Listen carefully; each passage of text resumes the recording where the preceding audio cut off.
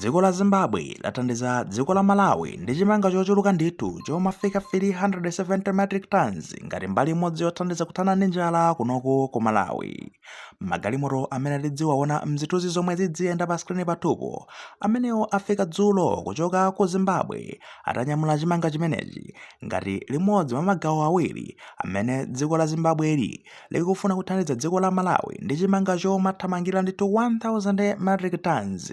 kuti chithandize kuthana ndi vuto la njala yomwe idagwa mdziko muno malinga ndi ng'amba komanso mavuto ena amene adakhudza alimi a mdziko muno kupangitsa kuti zokolola zikhale zochepekerapo. Poyankhulapo kumwambo opereka chimanga chimenechi ku National Food Reserve Agency ku Lilongwe, ambasada wa dziko la Zimbabwe Anansi Suwangwame anafotokoza kunena kuti iwo pamodzi ndi boma la Zimbabwe aonetsetse kunena kuti athandize dziko la Malawi makamaka anthu amene akuvutika ndi njala mzigawo zosiyanasiyana, ndipo iwo ngozipereka kuonetsetsa kuti zimenezi zichitike ndithu. Ndipo amene amayimira dziko la Malawi polandira chimanga chimenechi, mlembi wamkulu wa President Peter Mutharika yemwe dzina lake ndi Justin Saidi, wathokoza dziko la Zimbabwe pothandiza dziko la Malawi ndi chimanga chimenechi, ndipo atsimikiza kunena kuti aonetsetsa chimanga chimenechi kuti chithandize